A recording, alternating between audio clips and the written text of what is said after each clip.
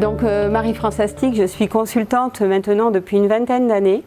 Je fais du conseil, de la formation comme vous, de l'audit, principalement auprès de structures qui délivrent des prestations de services et en particulier sur la formation.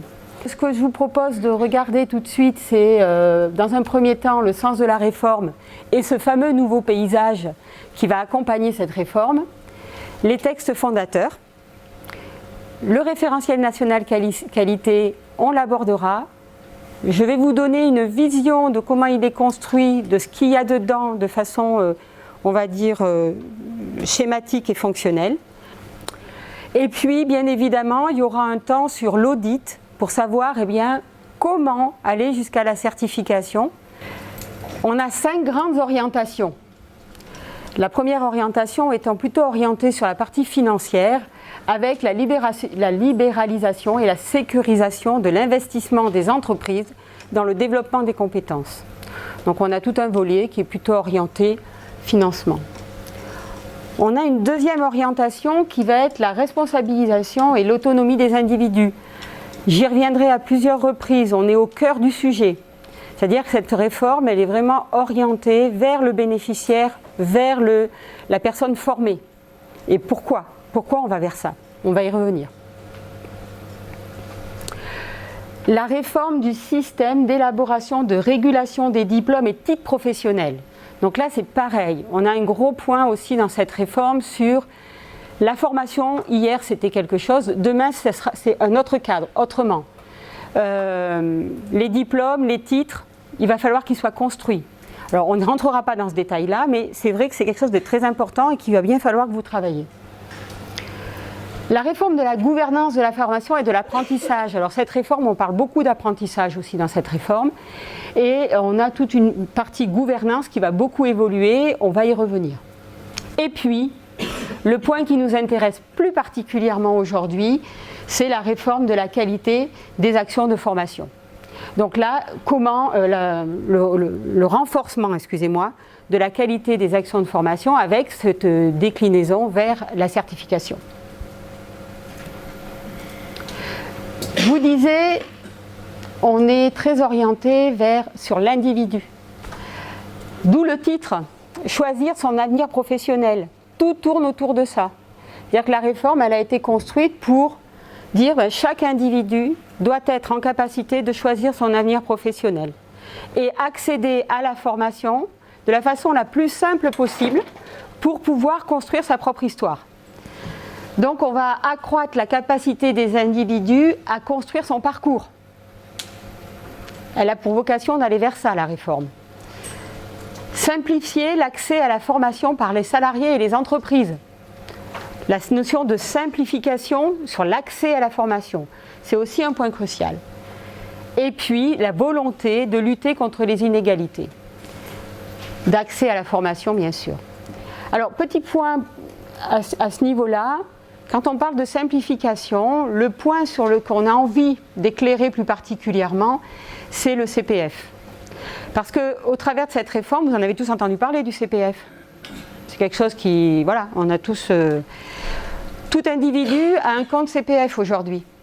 Sur ce compte CPF, tout individu a un crédit, une masse financière qu'il va pouvoir mobiliser. Le compte personnel formation n'est pas accessible à tous. Il y a au moins 2 publics pour lesquels ce n'est pas encore le cas. Si on prend nos agriculteurs indépendants, légalement ils devraient pouvoir y accéder, mais aujourd'hui ce n'est pas encore opérationnel. Et puis vous avez tous les agents publics qui aujourd'hui n'ont pas accès au compte personnel formation. Donc la logique d'universalité du droit n'est pas encore complète. Voilà. Voilà ce que je voulais juste préciser. Donc merci pour la précision. Donc effectivement, majoritairement, tout le monde, enfin, on a les comptes CPF qui sont disponibles et au travers donc de ces comptes CPF, tout individu qui a un compte CPF va pouvoir aller sur la plateforme qui est disponible depuis peu là, elle est ouverte depuis pas très longtemps et donc à partir de cette plateforme, chacun peut regarder son compte CPF. Et chacun va pouvoir aller s'inscrire à des formations sans forcément passer par son entreprise. Donc là, quand on parle de simplification de l'accès, ça passe par là aussi. Ça passe par cette capacité à aller directement choisir des formations qui sont éligibles à des financements. Pour les entreprises aussi, bien évidemment, sur cette plateforme, on a accès aussi aux listes des formations certifiantes et ça permet aussi d'avoir cette vision-là. Donc ça, c'est des points qui sont très importants et qu'il est intéressant de souligner ici. Donc voilà pour ce qui est du sens de la réforme. Si on va un petit peu plus loin et qu'on regarde le nouveau paysage dans lequel on va s'inscrire, qu'est-ce qui se passe? On passe avant 2019, on avait un certain nombre d'opérateurs qui encadraient la formation. À partir de janvier 2019, vous avez tous entendu parler de France Compétences.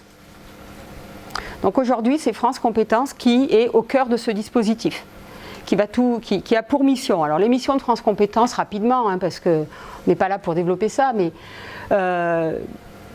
participer au débat public, distribuer les fonds, réguler les coûts. C'est aussi France Compétences qui va organiser et financer tout ce qui est conseiller à l'évolution professionnelle. Je vais en oublier, parce que de mémoire ça ne revient pas. Mais c'est aussi France Compétences qui va encadrer tout le dispositif de certification dont on va parler aujourd'hui. Donc ça passe aussi par France Compétences. Voilà, donc un seul opérateur. On avait hier des OPCA. En 2011, on avait 100 OPCA qui collectaient les fonds en formation. En 2019, et à partir de maintenant, on a 11 OPCO, des opérateurs de compétences. 11 OPCO qui ont pour mission, alors ils sont encore agréés jusqu'à la fin de l'année 2020 pour collecter les fonds formation.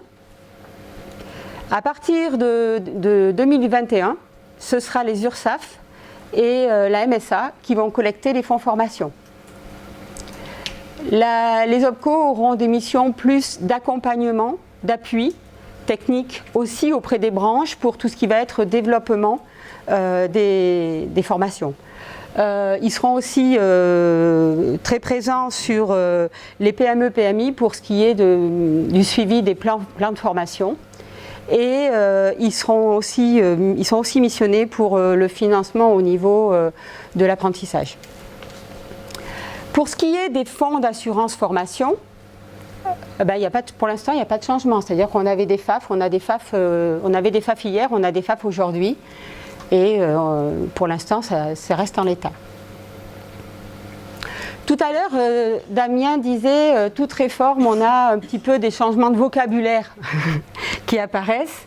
Et donc, effectivement, on ne va plus parler d'organismes de formation, mais de prestataires d'actions concourant au développement des compétences.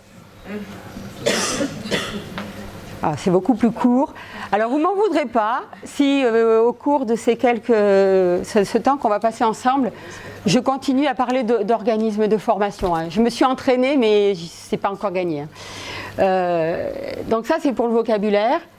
Et ça, je vais faire attention, on ne va plus parler de stagiaires, mais de bénéficiaires.